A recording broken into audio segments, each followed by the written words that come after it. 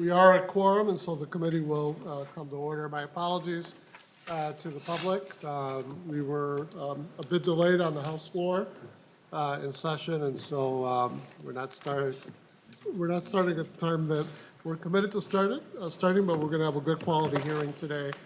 Today we're going to be covering issues related to youth and criminal justice. There'll be some presentations and then a few bills as well. Looking forward to this conversation. In the meantime, we do have a quick order of business, and I believe Representative Christensen, you've got a motion in regards to the February 18th minutes. Yes, on page 2 of the minutes, if we could add an 8 to Chair Mariani's HF 321.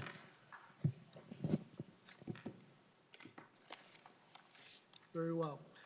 So Representative Christensen moves adoption of the February 18th minutes with that verbal amendment.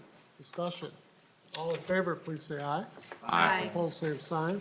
Motion prevails. Thank you, Representative Christensen, and thank you, members. We're going to begin today's conversation and deliberations with a presentation by the Minnesota Youth Council. And so I'd ask the presenters to come forward to the witness table.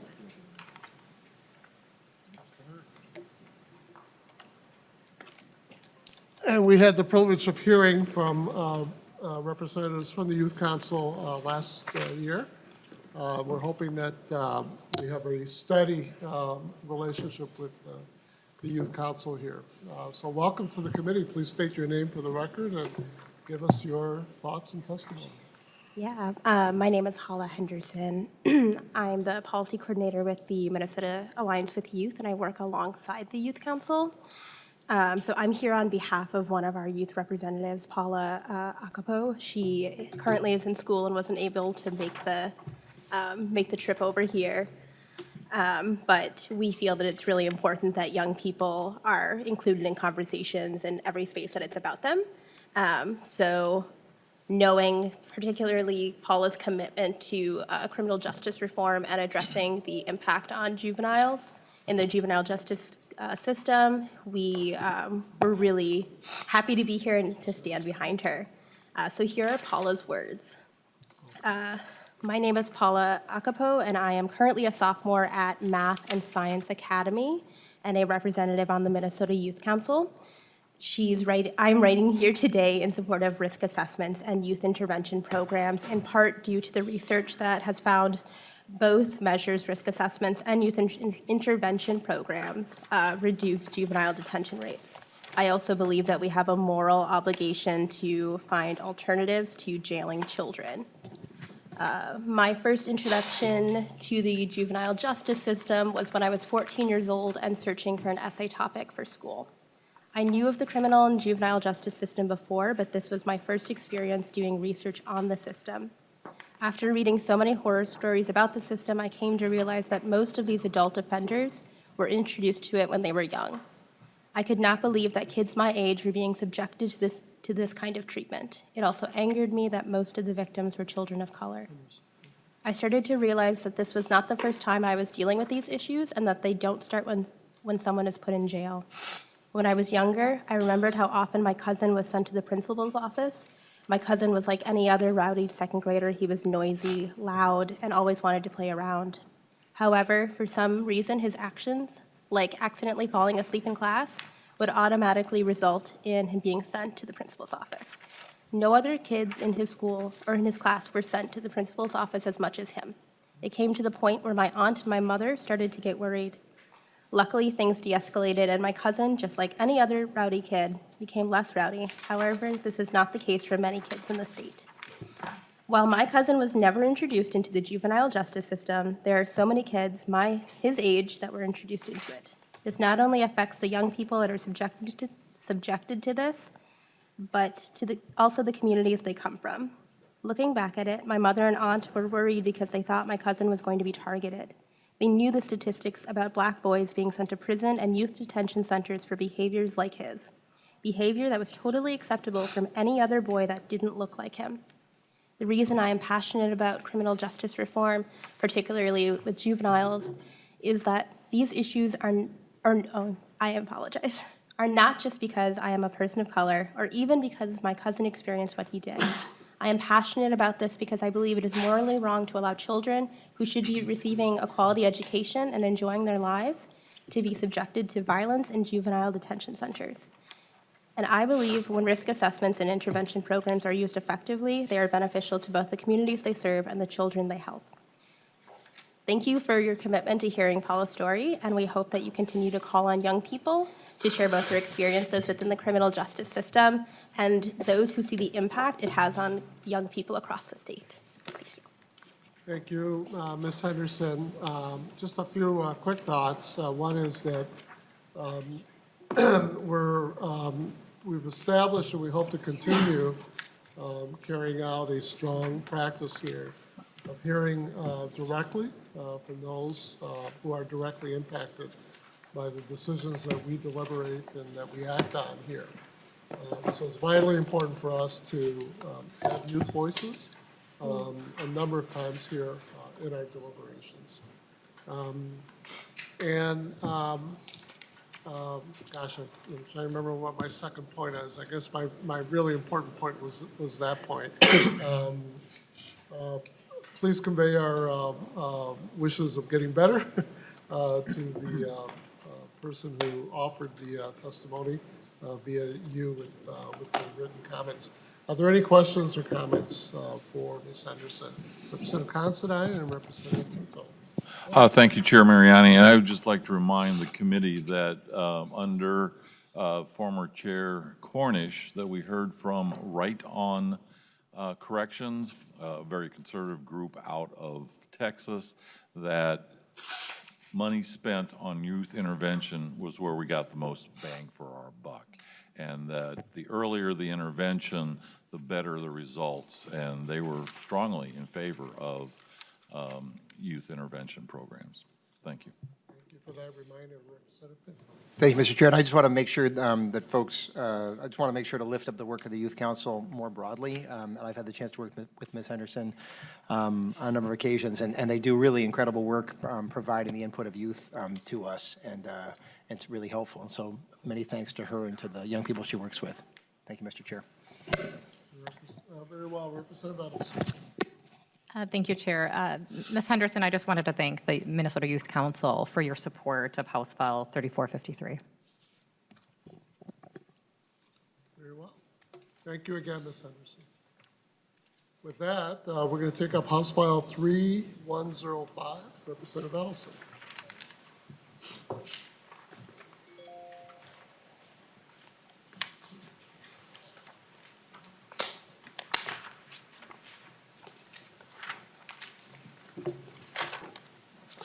Members, this bill references probationary sentences for nonviolent offenders.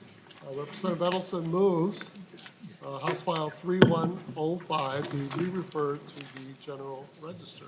And Representative Edelson, you have an amendment. I leave it to you whether you want to move that now or describe the bill first. Or... Thank you, Chair. Yes, I move the A1 amendment. Very well. Representative Edelson moves the A1 amendment. We'll put the proposal in the form that she wishes us to debate it today. All in favor of that motion, please say aye. Aye. Opposed, same sign. Motion prevails. House File 3105, as amended, is before us. Representative Edelson. Thank you, Chair. House File 3105 is what we're calling the primary caregiver bill. It encourages alternatives to incarceration for primary caregivers. Currently, judges and courts are able to consider social and economic factors in granting dispositional departures. However, this bill provides clarity that's taking one's relationship with their child into consideration. Chair, I would like to just move to my testifiers in terms of efficiency of time. Very well. Thank you very much. My name is Tanya Hunsey. I'm an incarceration survivor. I'm also the founder of We Rise Leadership Collective. We're a collective of formerly incarcerated women doing systems and policy change with a restorative, transformative, and healing justice lens. I know that many of you on this committee have heard my story, but I want to tell it again, and it's not just my story, it's so many other people who have been touched by the criminal justice system in Minnesota. It's not just our story, it's also our children's story and the continued intergenerational trauma that happens due to incarceration. My incarceration started at the age of 12. I came from an abusive home with a lot of chemical dependency issues, and from that didn't have a stable and loving home to be in. And so I went to the streets to survive, and you know, the only way that a young girl survives in the streets is either by selling drugs or selling their body. And I like to say that I was privileged enough to be able to have a connection to sell drugs, because I don't think that I would be able to find healing from the other way. At the age of 16, I became pregnant, and I remember thinking that I wanted nothing more than to be able to give that child the love that I didn't have, to give them the stability and the home and the family that I never had. And I remember making a vow that I would never let my demons affect this child, and I failed miserably because I continued to use drugs because I didn't know how to deal with my trauma. And from that, I continued to be incarcerated. And I was incarcerated 25, in and out of incarceration, 25 years of my life. I have a 25-year-old, I have a 19-year-old, and I have a 5-year-old. And my 19-year-old and 25-year-old still deal with the trauma of me being incarcerated throughout their lives. They still come at me and say, you know, but you were incarcerated. You weren't there for me, Mom. And I can't take that away from them. Even my 5-year-old who's never been away from me, barely to go to the bathroom, as if most moms in here understand that. Some dads too, I'm sure.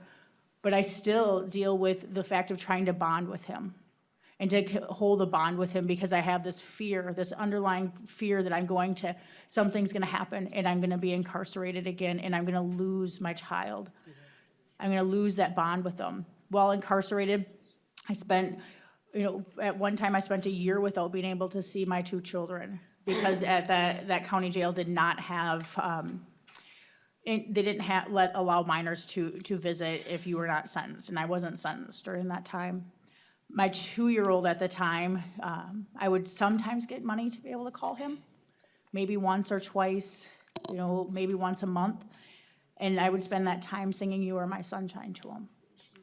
When I was finally released from that county jail a year later, and I walked up to him, and he looked at me and didn't realize who I was until I started singing "You Are My Sunshine." And then he ran up to me and said, "Mama," and jumped in my arms. The continued trauma of being incarcerated and coming into the community and trying to build a life after you've been separated for so long, it's a continued, it doesn't end. Incarceration doesn't end the day that we walk out those doors. It's just beginning in some senses, because we're trying to build a life and trying to have a foundation. If we could just keep people in the community, give them the supports in the community, because most of the time when we're looking at women especially, and in Minnesota last year, 37,000 women were released from incarceration. 37,000. That's jails and prisons, and you know, it doesn't state how long of those stays were, but that's the number, and that's from the Prison Policy Initiative. But if we look at that, that's how many families that are affected. How many times are they trying to rebuild a life over and over and over again? If we could keep them in the community, because most of those times it's about drug addiction, it's alcohol addiction, it's surviving poverty. And if we could do that and let the community take up and start to build around a support network where we don't have to continue to re-enter, we don't have to continue that trauma. Thank you. Thank you, Ms. Hansen, for your powerful testimony. And also, I want to acknowledge your leadership on our participation in our Sentencing Guidelines Commission. You bring the same level of humanity and wisdom to that body that you bring into this body as well. So thank you for your service. Commissioner Schnell, welcome. Good afternoon, Mr. Chair, committee members. It's a pleasure to be here to speak to this issue. I think it's really important to put this in context, and that context really is that in accordance with the current sentencing guidelines, the courts are able to place a defendant on probation when the risk to the public is outweighed by the evidence that they're motivated to rehabilitation. That is the reality. And so these provisions exist currently in sentencing policy. The ability to now look at and address the primary caretaker issues I think reflects really smart policy. It reflects the ability of the courts to apply the kind of the right resources, the right fit, at the right time for the right reason. As Tanya was talking, I couldn't help but think about the time I've had to spend with some of the mothers groups at Shakopee.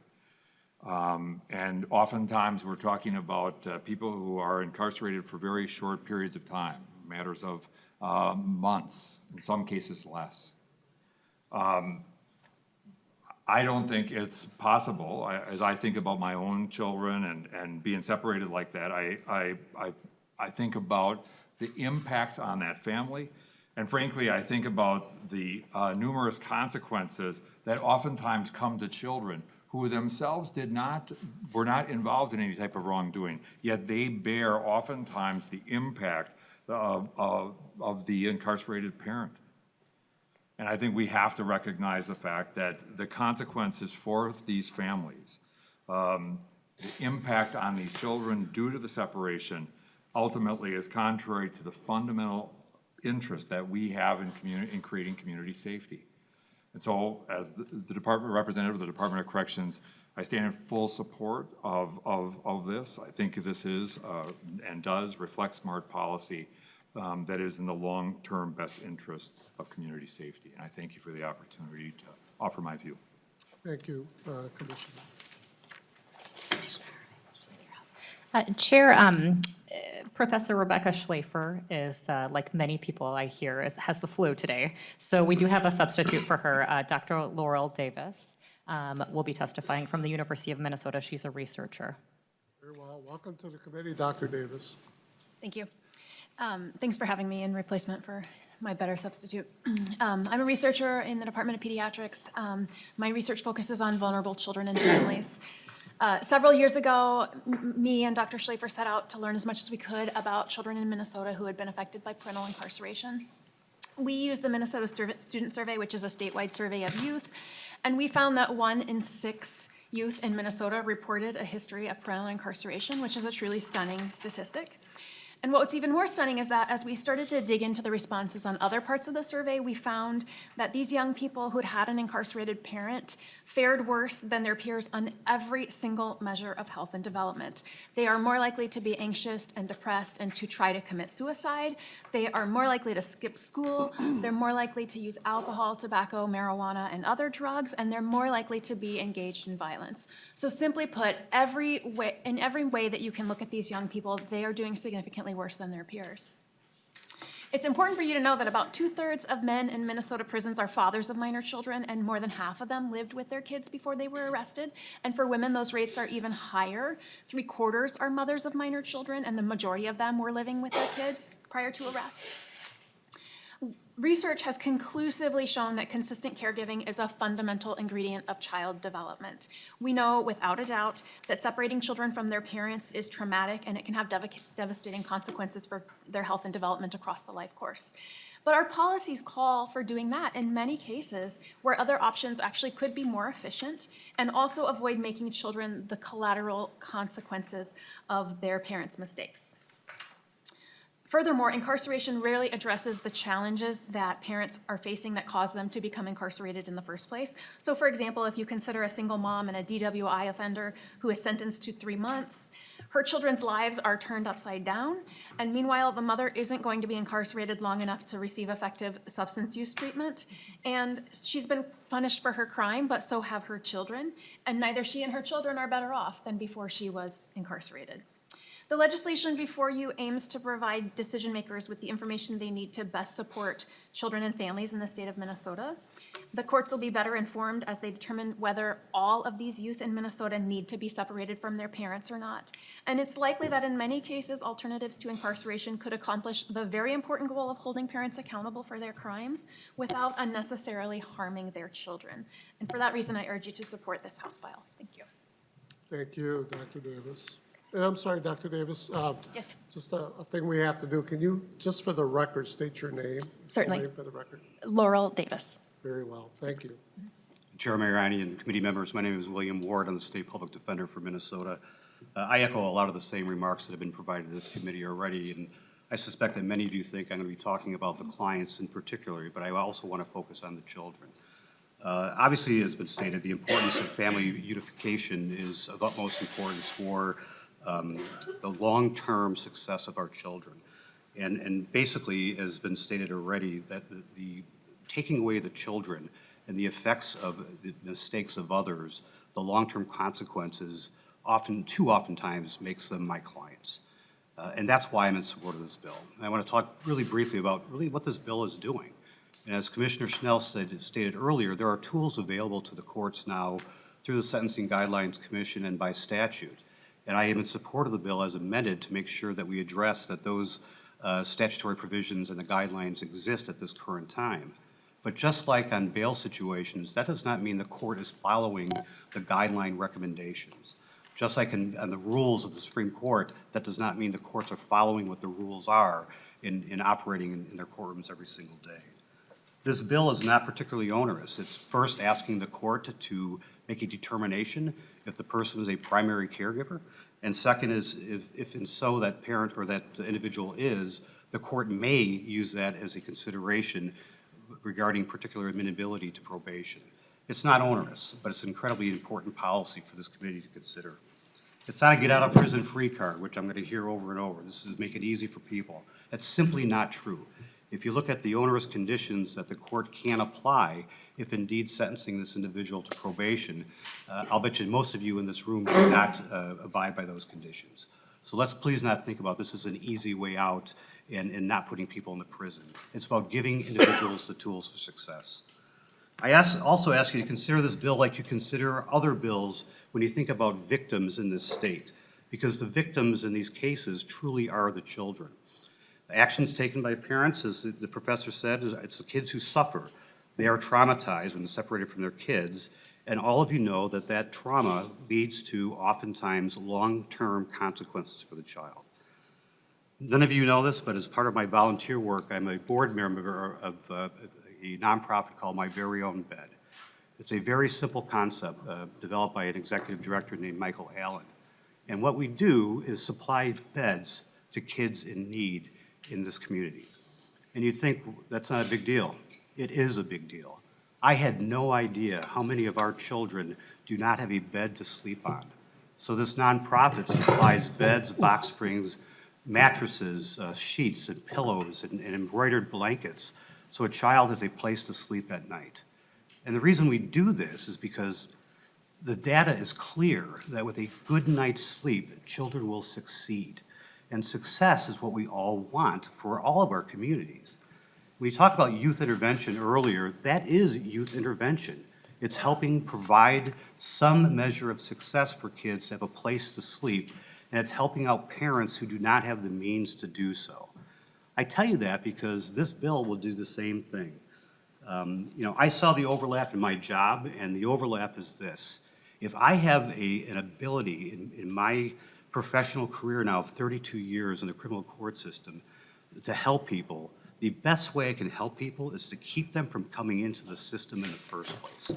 That's what this bill will do. We tend to forget about the consequences when we think we're doing good and making good decisions, but for so many clients of mine who suffer from mental illness, addictions, and they're not making decisions, but they're reacting without thinking. It's the children who are suffering those consequences, and this bill allows for an opportunity for children to succeed long-term, which is important for all of us. Thank you, Mr. Ward. Members, Commissioner Schnell and Ms. Hansi. Oh, okay. I'm sorry. I thought you were company rep. I just wanted to let you know the commissioner stepped out, and the reason he did is because he's meeting with survivors in a few minutes. And so I just wanted, if you had any questions for the commissioner, we can always have him come back at a future time and answer those questions. But at this point, Representative Edelson, I think we're open for questions and comments from the committee. And at some point, members, I'll stop us and see if anyone else in the public wishes to comment on the bill. With that, Representative Representative Johnson. Mr. Chair, Representative Edelson, one thing that we've been working on over the year, the entire time I've been down here, is sentencing disparity. I have a concern on this bill that it's going to increase sentence disparity. Because what you're looking at on this bill is if a person that commits a crime as a child, they're going to do downward departures, and a lot of them. Just to probation, no prison time at all. But if you're in the unfortunate instance of committing a crime and don't have a child, you're going to go to prison, by the way this bill is written. We've worked very hard over the years to have consistent. That's why we started Sentencing Guidelines Commission, so we can have standard sentences throughout the state. This bill is going to blow that up. So how are you going to resolve that issue to stop the disparity in sentences between two people just because one has a child and one doesn't? Mr. Chair, Mr. Ward. Commissioner Johnson, I respectfully disagree with that, and here's why. Right now, many courts believe that this is considered a socioeconomic issue that cannot be used in a mitigating way. And what this bill does is allow for this to be an additional mitigation that could be taken into consideration as to whether or not a person is particularly amenable. The bill does not say shall sentence someone to probation, but it provides for another factor to be looked at as a mitigating factor to determine whether or not they will depart. That will not be a disparaging thing from a person with children or not having children. It's another factor that can be looked at in addition to the other factors that are addressed in statute and also by the Sentencing Guidelines Commission. Representative Edelson. Chair, Dr. Davis also had a comment on this. Dr. Davis, please. I'd like to contest the idea that all disparities are bad in this instance. We have sentencing guidelines for a reason, as you indicated, and we also have latitude within sentencing guidelines for many very good reasons. The current sentencing guidelines stipulate a number of disparate factors that can be used as judges try to make these decisions. And those exact factors exist for a reason. They exist because we have determined as a community that they matter and that they could be instrumental in terms of what kinds of outcomes we expect in different scenarios. And so I would like to put forth the idea that disparity in sentencing is not necessarily a bad thing. The place where we'd like to think about eliminating disparities are along personal characteristics that people can't change, things like their race. Sentencing disparities along racial lines are a very bad thing. But not all disparities are wrong in this instance. Representative Johnson. Chair Mariani, members, testifiers, any disparity is wrong.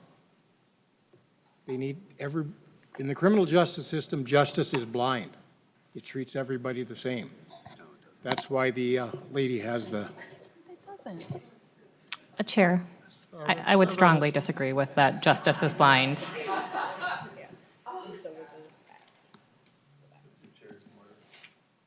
Representative Pinto. Thank you, Mr. Chair. And I guess, yes, I just want to acknowledge, right, that, I mean, disparity, it just means difference. It means that you're making a difference based on certain factors. And if you look at the sentencing guidelines, there are, as was referenced by the testifiers, there are a number of elements to that.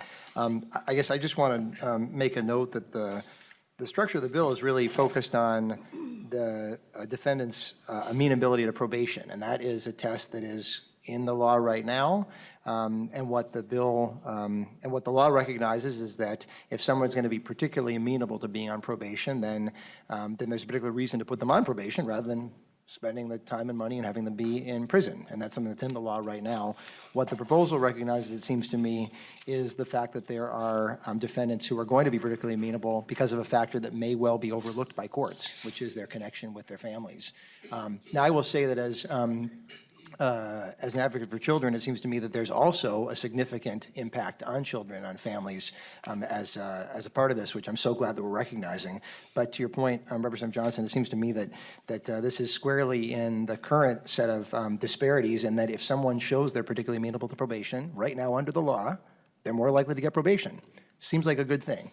And that's how the law works currently, and this would simply enhance that along the way. So I want to thank Representative Edelson and the testifiers. And I guess finally, Mr. Chair, to just point the committee, because this particular committee was not part of it, the Corrections and Early Childhood Committees had a joint hearing about 2 weeks ago with Chair Considine to hear about the impact of incarceration on kids and families, and talked a lot about some of the points we've made so far, featuring Dr. Schlafer, among others. And if folks have not seen that, I thought it was some really powerful testimony. Really urge everyone to check it out. So thank you, Representative Edelson, to your testifiers.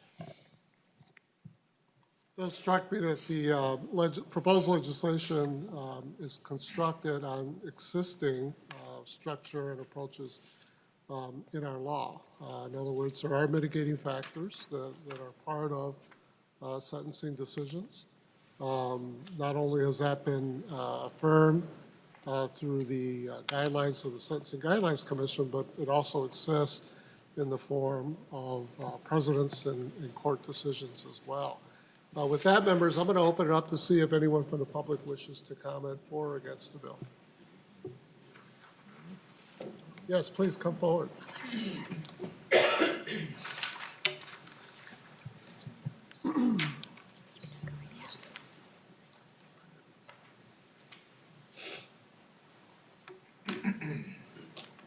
Welcome to the committee. Please state your name for the record and give us your thoughts. My name is Linda Garrett Johnson, and I actually wasn't planning on speaking today. I was planning on just listening.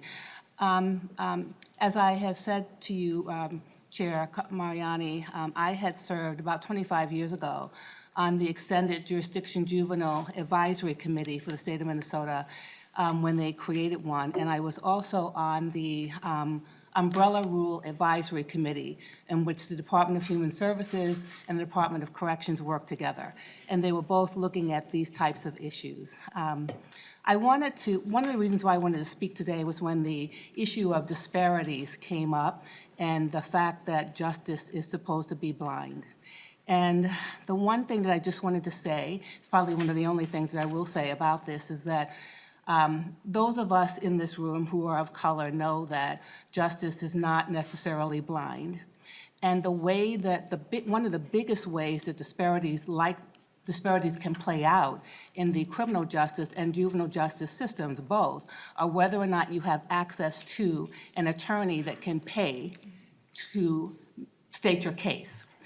Nothing wrong with public defenders at all. They do a great job. However, it's one thing to have an attorney that you can spend a lot of money on, and it's another thing to have a public defender that has a huge caseload and has lots of people to see.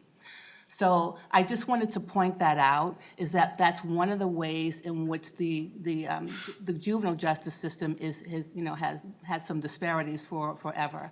So when we're thinking about something like this and thinking about a departure from the sentencing guidelines, I think that what we want to consider is that for a young person that does not have access to a lawyer that can really speak their case and really plead it and bring all kinds of research to the judge, they may or may not be able to access some of the things that we'd like them to. So I hope that this committee would consider this very needed, I feel, piece of legislation. Thank you, Ms. Garrett Johnson. And just in full disclosure, Ms. Garrett Johnson is also part of a very broad extended family, in my family. And so we've known each other for quite a while, and I know your work in the public sphere, and I want to thank you for that on behalf of justice and racial justice and criminal justice reform. Thank you. Any further testimony? Please come forward.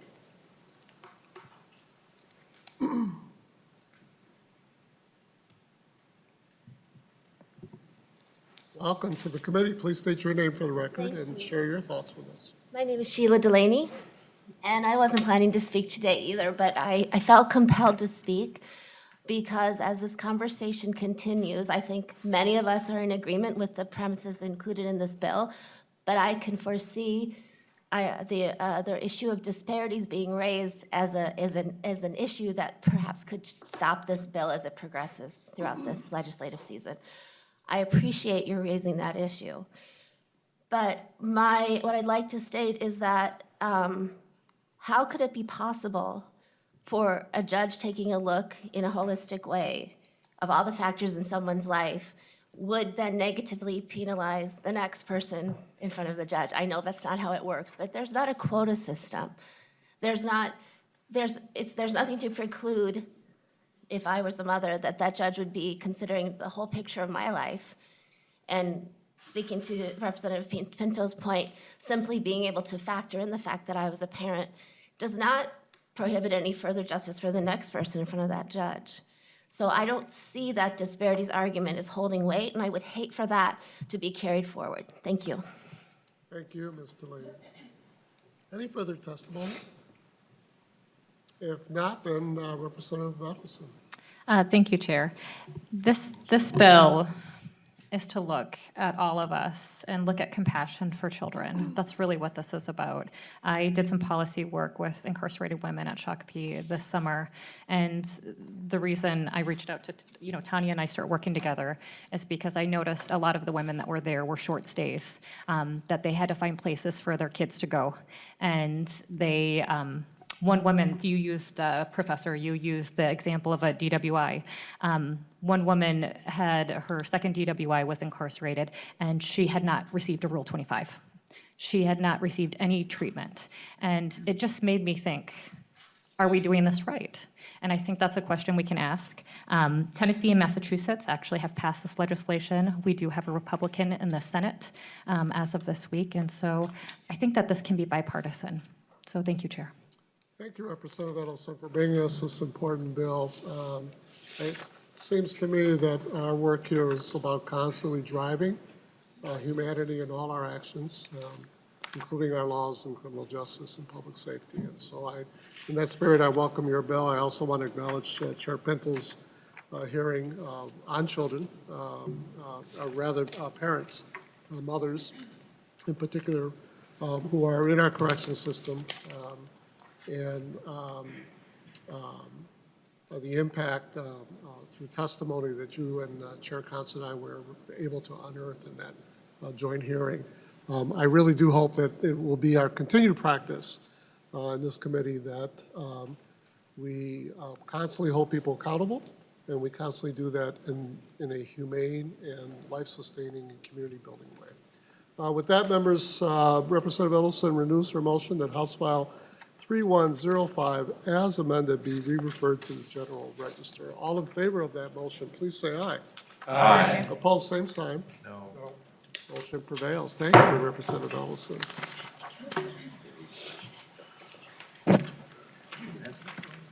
We're doing this.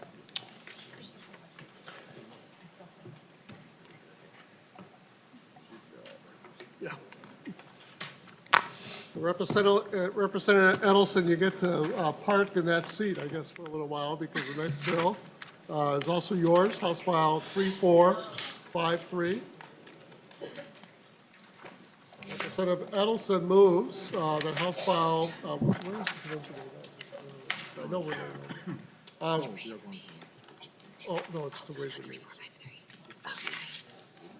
Oh, yeah, you're coming up, sorry. This one. Never mind, Okay, you're not did I yet. say the right number? Too many bills. There it is. You're Okay. next, you're next. Representative Edelson moves that House File 3453 be re-referred to the General Register, and Representative Edelson, it'll be our intention.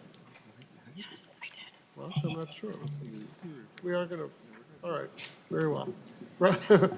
You have another bill up that I think we're laying over, so I'm confusing the two. But Representative Edelson, your motion is before us, House File 3453. Thank you, Chair. House File 3453. This bill seeks to limit how restraints, or we can call them shackles at sometimes, are used with youth. This bill states that restraints may not be used on a child appearing in court unless there are specific, and it kind of enumerates them, but The use of restraints are necessary, and if they're not necessary, that we would not use them. Effective April 2021, this bill would help us, help the state streamline how restraints are used. I received actually a call this over the last few months on a youth that was being, had restraints were used.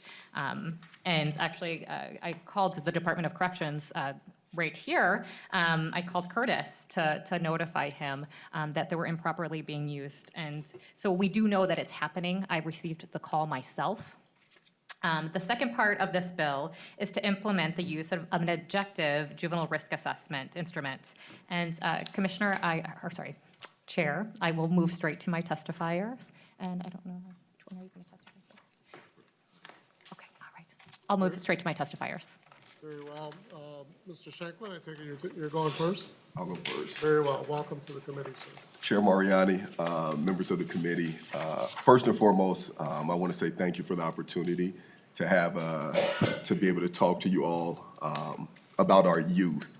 But I also want to take this opportunity, because I know we were going to present earlier much broadly about the current state of juvenile justice, and my colleague Katrina Dexter can't be here today because she's sick, which seems to be the case for a couple folks. And I know it bothers her not to be here. Any of you who know Katrina knows about her passion and her commitment to these issues, and she would like nothing better than to be here and to be able to speak passionately about that.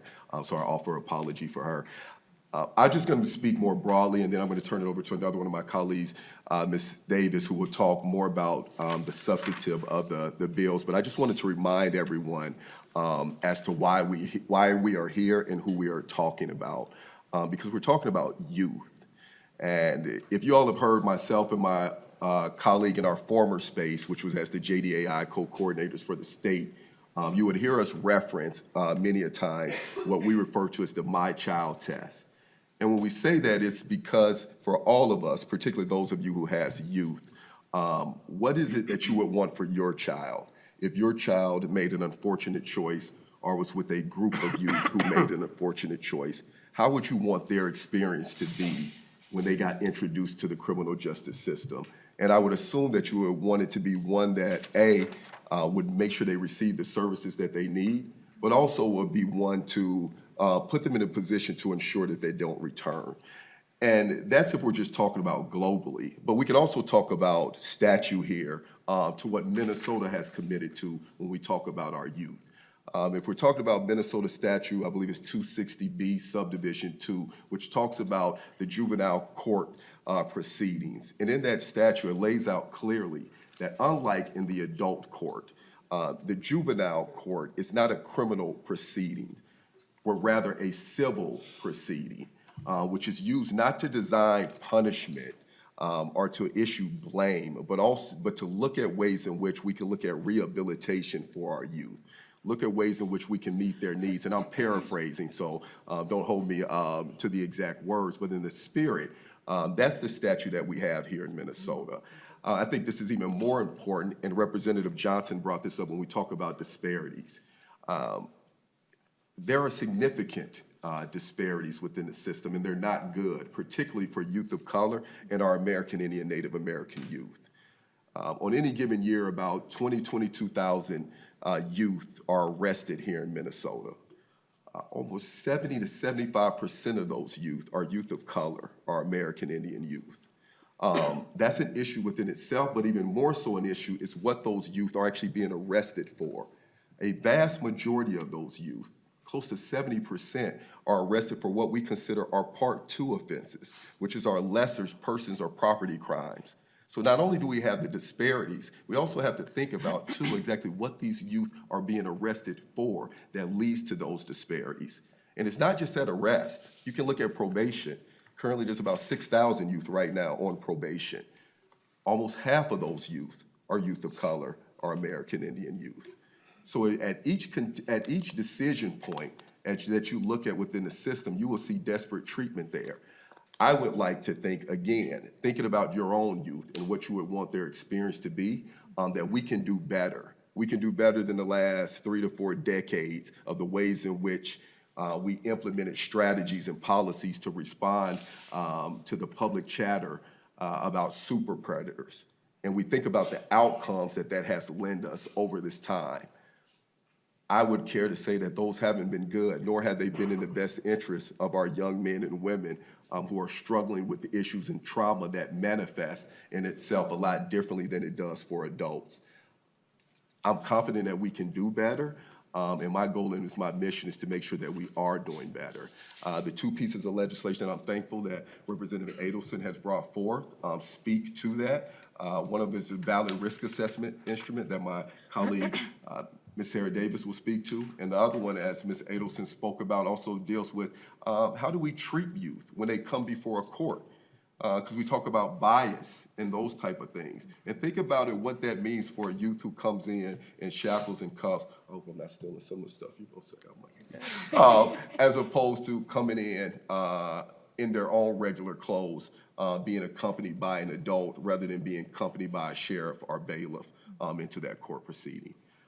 With that, I'll yield my time to my colleague and be open for any questions that follow. Thank you. Thank you, Mr. Shanklin. And I am going to ask you to, just for the record, just to state your name on the record. As we Curtis Shanklin, Deputy Commissioner, Department of Corrections. Very well. Very quickly, sir, just if you can remind me again, so it was 70% of the 75% of students of color and indigenous students in corrections, they're there for Part 2 offenses? What we consider are arrested for what we consider our Part 2 offenses. Can you tell me, remind me again what those are? Those are our lesser persons or property crimes. So these are not our Part 1 offenses, and I think there's a number of lawyers who are sitting around the table who can also speak to this. But those are not our significant violent level persons or property crimes. So now we're not talking about first-degree murder, first-degree assault, burglary of an occupied dwelling. We're talking about disorderly conducts, fifth-degree assaults, youth getting into it at school. And then we're even talking about statuses, and we're talking things like loitering, curfew. And although we've been successful, I also don't want to leave out the fact that, we have been successful across the state with reducing our numbers. There's been a trend that actually juvenile arrest has gone down since 2000, and I think it's around 2000 up until this point by over 70%. My work in my previous capacity, leading JDAI for the state, we were able to decrease our detention numbers by close to 80% around the state. And we did all of this without compromising public safety. So this work can be done. And this wasn't just a metro-centric work. We've done work as far as what I consider up in True North, up in the 9th Judicial District, to St. Louis County, to here in the metro and on down to Rice County. So there has been great work that can be built upon when it comes to reducing the number of youth that we currently have in our secure detention facilities, which if you haven't had opportunity to visit them, they're not a summer camp. They are more the equivalents of our adult prisons and jails. So there has been success around this state in making sure that we're looking at what is appropriate for our youth when we're thinking about how we place our youth in secure confinement, but we can do a lot better. Primarily when we see more often our youth now who are introduced or who are winding up in secure detention are there for technical violations more so than they are now for new offenses. And that's something that seems to be prevalent around the state. And I think it's also incumbent upon us to think about in our more rural areas, what are we doing to make sure they have the resources they need to actually address some of these issues of chemical dependency and mental health? Because when you get out into greater Minnesota, as many of y'all are aware, where the resources are limited, they're trying to do the best they can to make sure they're providing good services for those youth. But this needs to be a shared effort and a shared responsibility on how we're going to meet the needs of our youth. And I think it's incumbent upon all of us to take that and run with it. Mr. Shanklin, we certainly will look for an opportunity to have your colleague, your former colleague JDAI, and your colleague in the work join us at some point to go over the data that in many ways you've already did, a good chunk of it. And so members, I do want to reference in your packet the PowerPoint, which has critical components of data that Mr. Shanklin just shared, and so I would encourage you to look at that, and if there's a strong interest, we can certainly have, spend some more time in a future hearing going through. I think it's particularly important data for us to center ourselves as we make decisions. And by the way, Mr. Shanklin, I want to thank you for your past leadership of JDAI and bringing that vision to this state and being that strong presence in working with our state and with local corrections to have, in my opinion, a much more human-centered approach that really is focused on this issue of rehabilitation and redemption and helping young people to achieve good things. So with that, I'm going to shift over to Ms. Davis. Welcome to the committee. It's very good to see you again. Thank you, Chair Mariani. And just to introduce myself, my name is Sarah Davis. I'm the Associate Director at the Legal Rights Center, which is in Minneapolis. I'm a lawyer, and so I'm here today to talk about the substance of the provisions that are before you in House File 3453. This bill focuses on two important changes to our juvenile justice system, and really what these changes are about is ending a practice of what I would call justice by geography. So we've had some important dialogue in here already today about disparities and about disparate treatment for folks. And these provisions are really fundamentally about ending those justice by geography disparities that we're seeing in Minnesota on two very specific things. So the first section would end the practice of indiscriminately shackling children in juvenile courts. So this happens in some parts of Minnesota, and it doesn't happen in other counties in Minnesota. It really depends for the child which side of the county line you were on when you were picked up. And the problem with this fundamentally, beyond the fundamental fairness challenge of this justice by geography issue, is that it's deeply humiliating and deeply traumatizing for children to come into court in ankle and wrist shackles.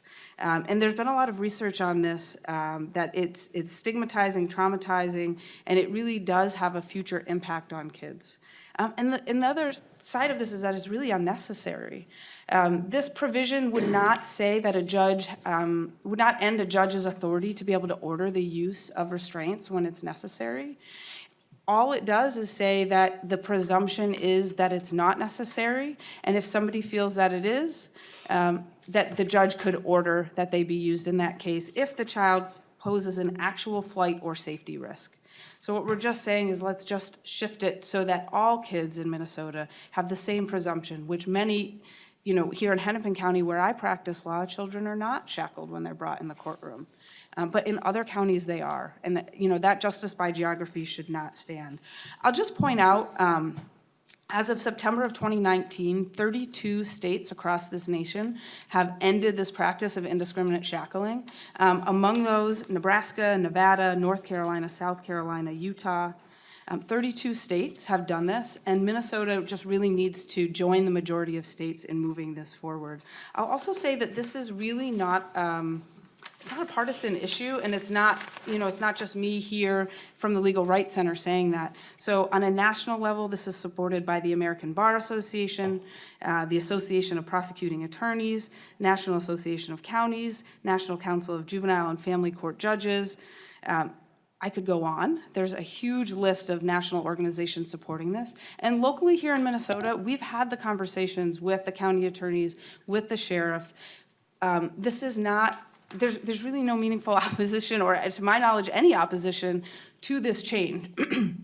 It's just something that has not been able to move forward yet through the legislature. And so, really just would ask Minnesota to take the step forward and join the vast majority of states in protecting kids and ending this practice of justice by geography. The other provision, Section 2, is about the use of an objective risk assessment instrument. And again, this is a justice by geography issue here in Minnesota. So there are counties in Minnesota where that already use an objective risk assessment instrument, and my colleague, Deputy Commissioner Shanklin from the Department of Corrections, talked about the work that he did in his former role with JDAI to work on that. And it's been really, really successful. In some ways, it's been billed as, one of the most successful juvenile justice reforms that the state has undertaken without having any negative impact on public safety. And so what we're talking about here is ensuring that youth, regardless of what county they're in, when they're being considered for being placed in a secure facility, which we know can lead to long-term life consequences for children, and it has negative impacts, that decision is being made based on evidence-based criteria, and that we're using risk assessment instrument tools to help us make that decision. Again, these are really, somebody mentioned earlier, a presentation in prior years by a group, I think it was called Right on Crime or something like that. These are really not partisan issues. These are very much about doing what's right for kids and protecting our future, protecting our youth. And so just asking this committee to move this forward so that we can end on these two issues, the practice of justice by geography here in Minnesota. Thank you. And I'm happy to take any questions. Very well. We do have some questions from committee members. Representative Considine. Chair Considine. Thank you, Mr. Chair. As I'm reading this bill, it's pretty much strictly related to courts. Why aren't other venues, doctor appointments, why is it limited just to courts? Chair Mariani, is that, can I ask, is that, are you regarding the shackling provision? The shackling provision talks about being in court. I don't see any other thing in here other than court, and I would think that we would want to, again, I understand that sometimes there is a necessity for restraints, but if you have somebody that's in custody, not taking them to a medical appointment, for example, in shackles. Go ahead. Okay, go ahead. No. Deputy Commissioner. Chair Mariani, Chair Constantine, thanks for the question. Part of it has to do with us also trying to be mindful and respectful to our law enforcement partners who do transport. I think you raise a valid point. I think this gives us a starting point at its core to say that when youth go into the courtroom, that they should be treated in the most equitable fashion. Our first bill did start off in transport, and after some conversations with our sheriff law enforcement partners, we decided to amend this provision where it only applies strictly within the courtroom. I do think you raise a good point because, as many of you know, particularly those who have worked in this space, there are youth who are often transported, as the chair mentioned, whether it's to doctor's appointment, mental health appointments that are outside of the facility where they are placed in restraints or shackles. So I think that's a good point and hopefully something that we can revisit in the future. But for us, this was a starting point, and we also wanted to be mindful of some of those concerns raised by some of our law enforcement partners. Chair Considine. Thank you so much. But again, if you're doing the risk assessment, there's not a necessity, then there is a necessity by all means. But if there's not, then I don't know why we would continue. Thank you. Absolutely, Chair. Point noted. Thank you.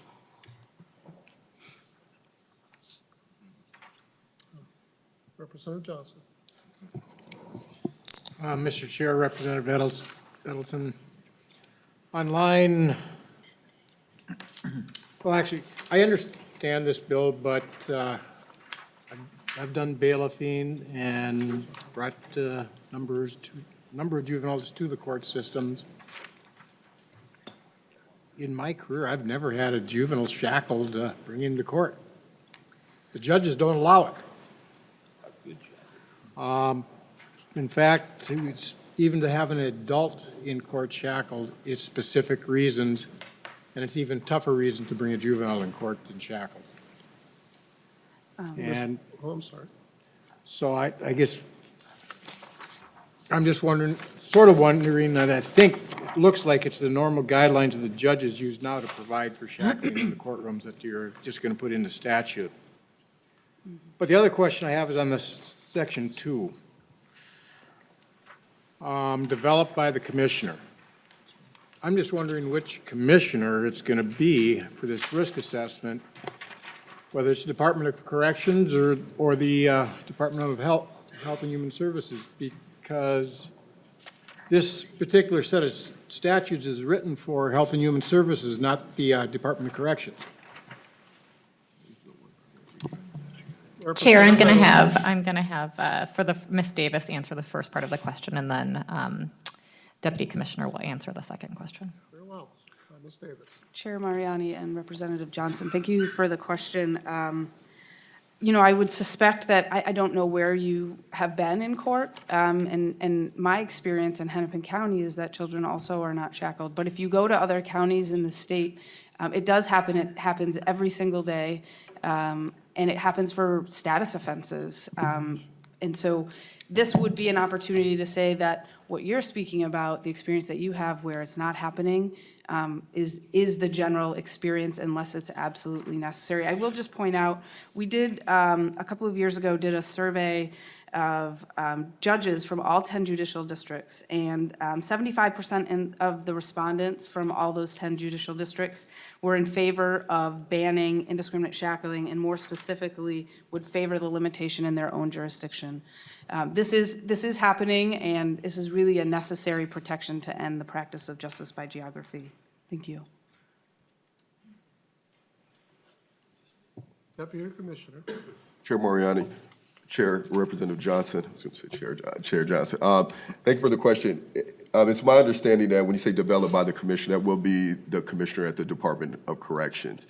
If you all might remember last year, in my previous capacity, myself and my colleague, this bill was introduced, and there was a fiscal note attached to it. At that point in time, we were not a part of the Department of Corrections, so they would have had to actually farm out that expertise and consult with someone about the development of a risk assessment tool.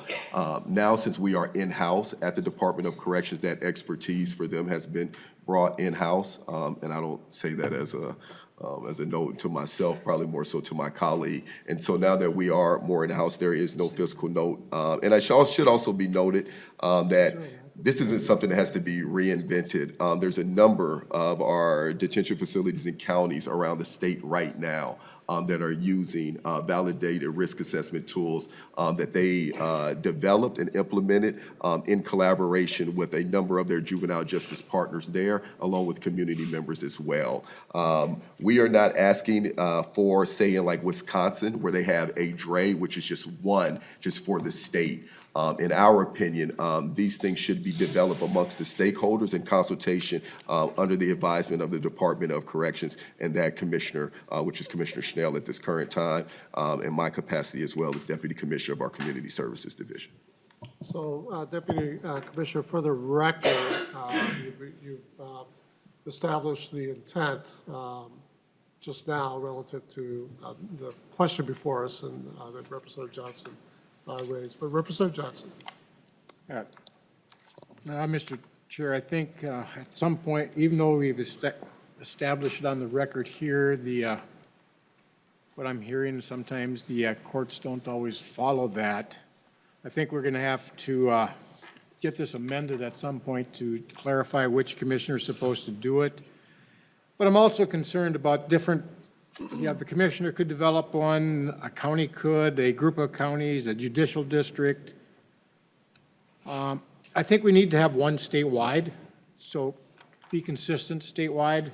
I think maybe we need to narrow it down to that point. And also the other question, Mr. Chair Mariani, where is this bill headed to next? The motion is to re-refer to the general register. Since this is in the Health and Human Services section, I do believe it needs to go to Health and Human Services, because this is their chapters.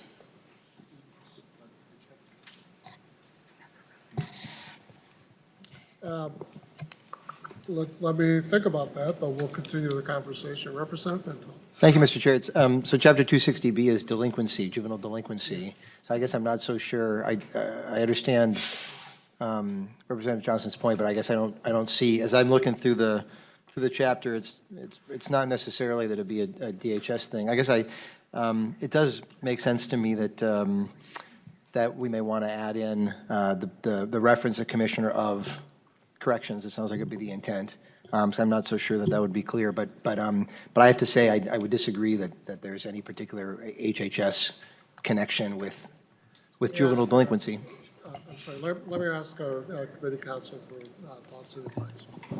Mr. Chair and representatives, Chapter 260B, as Representative Pinto indicated, relates to delinquency. The term commissioner is not actually defined within that chapter. Throughout the chapter, there are many references to both court procedures and to the custody of the Commissioner of Corrections. In that situation, it does use Commissioner of Corrections.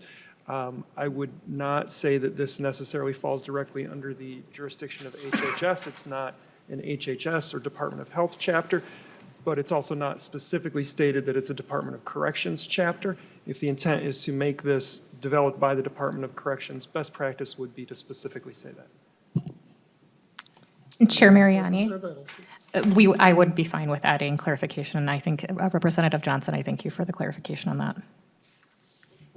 And Chair Mariani, Representative Johnson, to your point about why we don't have one, primarily that is because we understand that across all 87 counties here in Minnesota, we want to honor their individuality and that they know their kids best. They know the issues that are important to them there.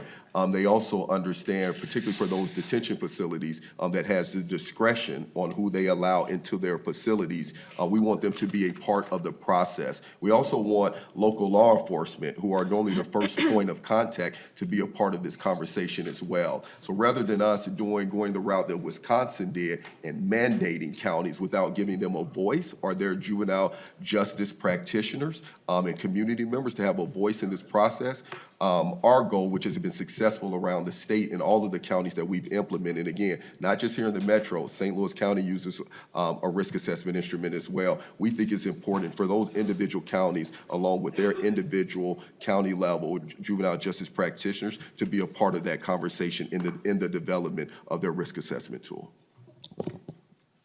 Representative Pinto, I believe on this point. Thank you, Mr. Chair. Just under our rules, you can accept minor oral amendments during hearings at your discretion, and with permission of the author and of you, I wonder if it would make sense simply to just finish this point that on line 2.20 to insert the phrase "of corrections" after commissioner. So simply say developed by the Commissioner of Corrections, and then just get that over with. Obviously up to the author and up to you, Mr. Chair, as to whether that's acceptable. Seems like an efficient and wise way to proceed. I would ask my colleagues on the other side of the aisle if they would be amenable to doing that at this point. All right. Sure. Very well. So we have a I will make that motion, Mr. Chair.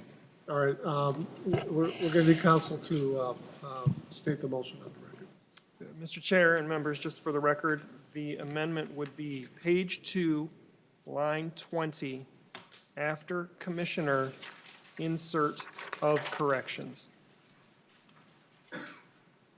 Very well. Is everyone clear?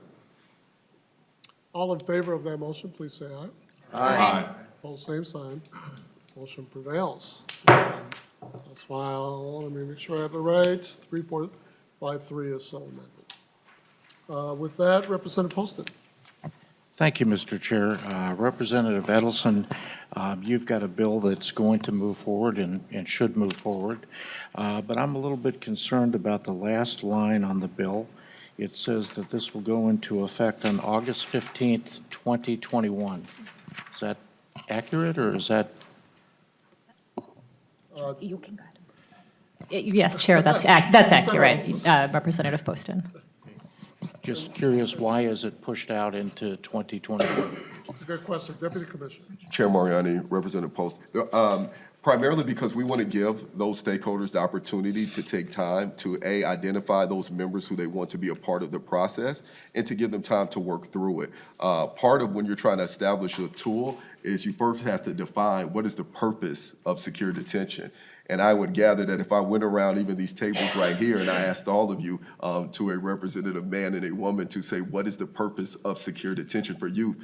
I might get 20 different answers. So the reason why we give that time there, where the implementation doesn't take place until August of 2021, is to give those stakeholders, whether they're county stakeholders or community stakeholders, an opportunity to work through that process. Chair. Representative Edelson. Chair, so, and then Chair and Representative Poston, I do a lot of work in education as well. And I'll tell you that when we put these deadlines in, our districts meet them well before the time frame. I imagine that we will probably see results sooner than that. Makes sense. Thank you very much. Thank you, Mr. Chair. Very well. Any further questions?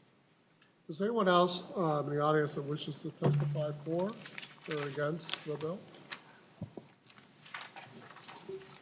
We do have someone forward. Do you want to wait, or? I just one Yes, quick, Deputy Commissioner. Chair Mariani, just to the committee and to the members here as well. One last point, particularly around the RAY.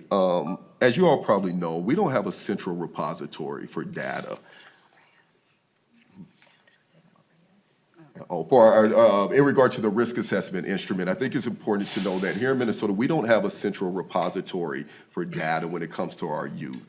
At any given time, I can tell you right now how many men and women that are in our adult facilities right now. I cannot tell you right now how many of our young men, our young boys and girls are currently right now incarcerated in secure detention around the state. One of the primary reasons for that is because we don't have a central repository for data. One thing that a valid risk assessment instrument has done within those counties that we utilize, it also is a tool in a way in which we can collect data. And it gives consistency and uniformity around the ways in which and the measurables that we use and the identifiables that we are able to do to be able to use that data to actually glean some type of information around who are our youth who are being incarcerated into these particular areas. So I think it's incumbent on us, again, for our most vulnerable people who are our young boys and girls to have that information so that we actually know where our youth at any given time across all 87 counties here in Minnesota. Thank you, Chair. Thank you. Welcome to the committee. Please state your name for the record. Vanessa Lopez. And give us your Good afternoon. testimony. September 26, 2017, I found out that I was 6 months pregnant. I was using methamphetamine before that. I had walked into Regents Hospital and reported that my situation. That's when I found out I was 6 months pregnant. At that time, I started working with Mothers First and doing everything that I was supposed to be doing before CPS came involved in my life. September 26th, and then I found out December 11th, I went into labor. I ended up giving birth to a baby boy at 10:10 the next morning. I have a picture of my son being physically restrained by all 4 limbs from Regents Hospital. Excuse me. Recently, my son is being forced to be adopted out after complying with child protection. I did everything in my possible will to do what I had to do to get my son back because that was the right thing to do. It's my child. I made a mistake, and me and my child are being punished for it. I could say so much more. I investigated my own case and everything, ties in with the DHS. I know that when they kicked me out the hospital room, that the police report said that it was a delinquent, a juvenile delinquent report from my son from the hospital. They stated that they put him on a 72-hour hold, and there was no 72-hour hold. I feel like they abducted my son from one hospital to the next, because they never got my consent to move him to Children's Hospital. He was medically ready to be discharged 48 hours after. They continued to keep him from me until 1/8/18. I feel like he was kidnapped into child protection adoption system. I did everything on my CPS plan before I even had a CPS plan. They never gave me a chance to neglect my son, to abuse my son. I didn't know I was going to come speak today, but I felt like this was the perfect opportunity to be heard. DHS is,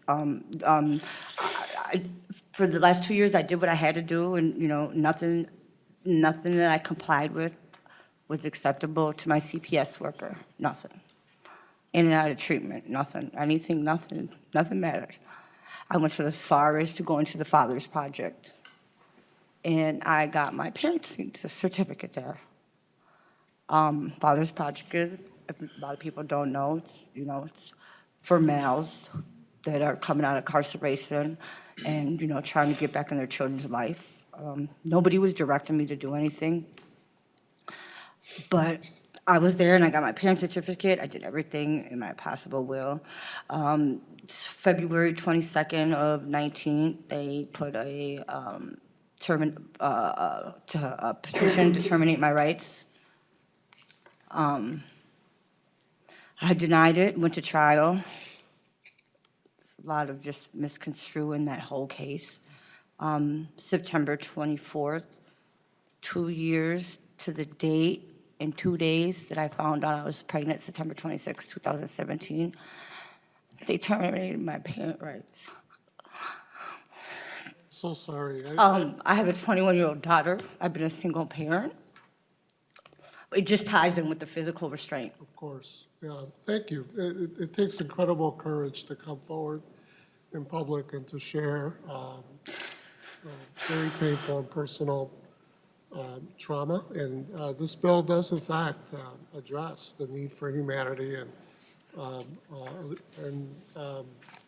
the need for us to pay attention to not humiliating and traumatizing other human beings. And so I really appreciate your courage and your sharing of your story with us today. Can you give me again just your last name? Lopez, Lopez. Okay, very well. Thank you for being with us here today. Thank you for listening. Thank you so much. Representative Johnson. All right. Any other further questions? If not, Representative Edelson, final thoughts, comments? I just, thank you, Chair. I just want to thank the committee for hearing all of the juvenile bills that we have. They're really tough bills, and I thank Ms. Lopez for sharing her story. I think it's really important that we look at streamlining things so that we do have equity across the state in terms of how we approach restraints. We've made such great progress on the RAISE, or risk assessments, and so I just really hope that we can have bipartisan support on this bill. Very well. Members, with that, Representative Edelson renews her motion that House File 3453 as amended be re-referred to the General Register. All in favor of that motion, please say aye. Aye. Opposed, same sign. Motion prevails. Deputy Commissioner and Ms. Davis, thank you so much for being with us today. And to our minority lead, thank you, Representative Johnson, for helping to technically make this bill clearer and better. Representative Edelson, you're welcome to change seats. You have two others to choose from. But, the seat is warm. Very well. Representative Edelson moves House File 3109. And the motion is to re-refer to Ways and Means. And members, this bill we will be laying over. Representative Edelson. Mr. Chair? Mr. Chair? Yes, Representative Lucero. Just a point of clarification. Did you just say it was being moved to Ways and Means or is being laid over? The motion before us is to refer it to Ways and Means, but the intent here will be to lay it over. Okay, so then, Mr. Chair, just a question. I was off the House floor for a period of time. I know at the end there was a series of motions to re-refer from one committee to another. Was this one of the motions? Or is this bill currently in our jurisdiction, or is this still in corrections? There was a motion on the floor to move a bill. Let's have Representative Edelson. Chair, Representative Lucero, that was the previous bill we just heard, the restraint bill. That was in corrections that we had a motion to re-refer to public safety. This bill is actually in public safety now, the one that we're currently, 3109. Okay, just want to make sure that it is in. Actually, Representative Edelson, both bills are and were correctly in this committee, but one did come through as a action on the floor. Representative Lucero. Oh, okay, very well. So I'm being informed, Representative Lucero, maybe this is what you're driving at, I think, that this bill is in corrections, and so we're Yeah, I just looked at it.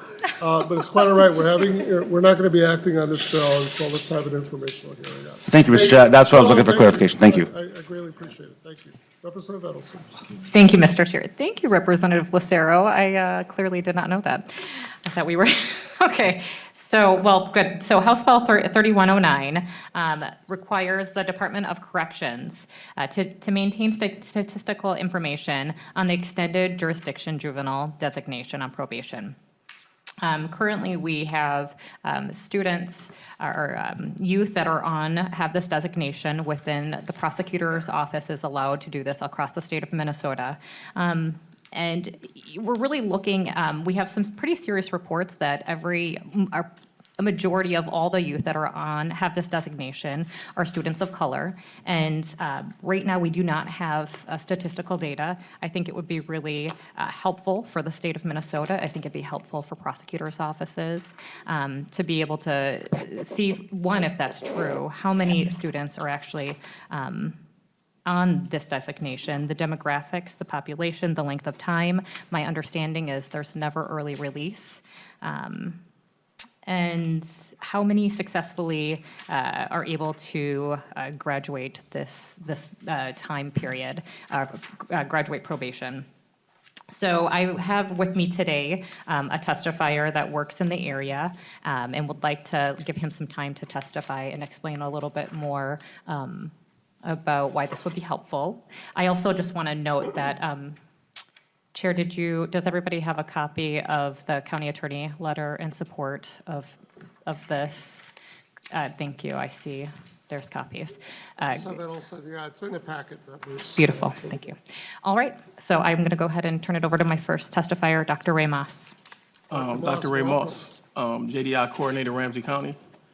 I met Representative Edelson a little bit sometime last year, and I bring this to her attention because the fact is, between Dakota, Hennepin, and Ramsey, EJJ has anecdotally over a 60% fail rate. So that means once the kid gets EJJ, he's 60% likely to fail. A vast majority of the kids on EJJ are black kids. So with that, I reference to Minnesota Statute 260B, .002, Policy on Disproportionate Minority Contact, states it's the policy of the state of Minnesota to identify and eliminate the barriers to racial, ethnic, and fairness within the criminal justice, juvenile justice, correction, and judicial system in support of the fundamental principle of fair and equitable treatment under law. This section alone kind of supports this bill to take a deep dive statewide into the data regarding EJJ, because the outcomes are just not good for black kids. Representative Edelson. Thank you, Chair Mariani. And actually, Dr. Moss is my one testifier because the other person could not make it. I just, let's see here, if I want to tell you anything else on this. Yes, and I looked into to see if the Department of Corrections has information, but it does not look like they do. So I think that it's really important. I think the county attorneys think it would be very helpful to look in and see what the numbers say, and if there's any early interventions that we can be doing before kids are getting to this to this point where they're getting this designation, and they may be for serious crimes. Not always violence against a person, some are property crimes, but what this report would do would help us go earlier and see if we can do some interventions before that juvenile enters the system. So I'll stand for questions now. Yeah, thank you. That's very helpful. That was going to be my question. So what are we going to do with the data? And obviously, Dr. Moss, your firsthand knowledge and experience with this demographic group is that there's it sounds like a very large concentration of a racial ethnic group within it. And so I think that begs all sorts of questions, at least for this chair, in terms of what is the state's presence via, our locals, in terms of impacting this particular community. And what are we doing then, therefore, to maximize our ability to, just to run with my theme today, to have a human-centered approach to interacting with them as opposed to just sort of blindly moving them through the system. At least that's what I'm hearing. And so please feel free to expound on why this is important. No problem. That's a great question. I believe it's important because we got to figure out exit ramps for kids to get off EJJ early. And with this data, we can get together as a collective and try to create something new. Because EJJ was created during the super predator stage of juvenile justice. And I think we move far from beyond that. So it's time to look at it and transform it. And, I think this data can help, create that transformation. Because for EJJ, the number of kids I spoke to in Ramsey County is hopeless. Because once they get EJJ, they know they're on there till they're 21. And that requires heavy surveillance, have to see a probation officer once a week. And that's why, the fail rate is so high. And that's it's fair to say that for Dakota and Hennepin. Outside the metro, I can't speak for it. That's why the data help us understand what's going on outside the metro. Thank you, Representative Edelson. Well, Chair, to speak off of Dr. Moss's points, I think that we all respond well to if we can perform and do the things that are required of us as juveniles. They'll work harder. People respond well to expectations, and we really have to be able to pull back and see how this program's working. It's a result of a 1994 working group. When, to your point, when crime was up, we know that that's not necessarily true now. But looking at youth. How can we, the reason I think it would be helpful and for prosecutors would be helpful is what's happening with all of this, but how can we do early intervention as well as exit ramps? Very well. Any questions from the committee? We won't be acting on this bill, obviously, but we have a few minutes for discussion. Representative Johnson. Chair Mariani, I just want to give a shout out to the Legislative Budget Office. This bill was introduced on the February 11th, and on the 18th, we had a fiscal note. Terrific. Anyone else anyone in the audience that wishes to testify? Ms. Garrett Johnson.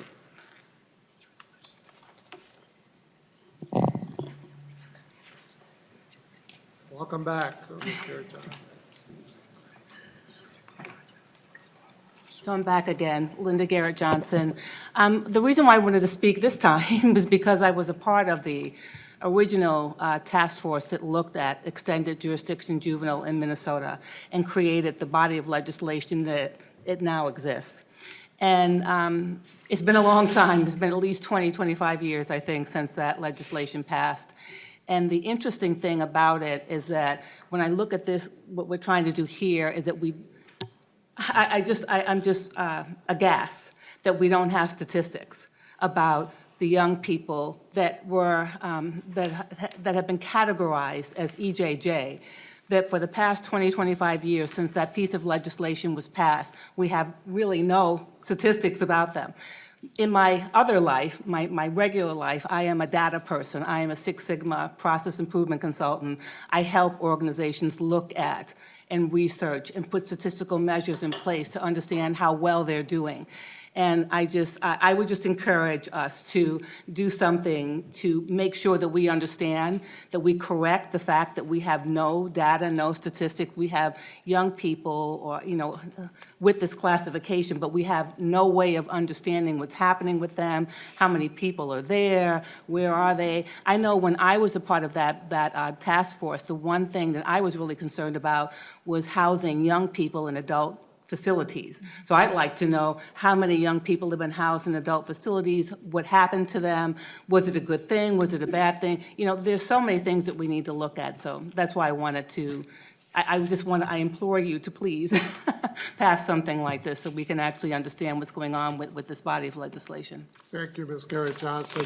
It sounds like this bill is long overdue, and my hope is that when it does move, when it is before a committee for action, that we move it. Representative Edelson, we need to get out of here for another committee, so last quick words. Just one more. 110 have been certified as adults of youth. So I just wanted to make sure she got that. No last words. I encourage bipartisan support on this bill. It's a good bill. Very well. Thank you. And thank you, Dr. Moss, for being with us today. Members, this bill is not formally before us, so there will be no action on it at this point. And until tomorrow, this committee stands adjourned.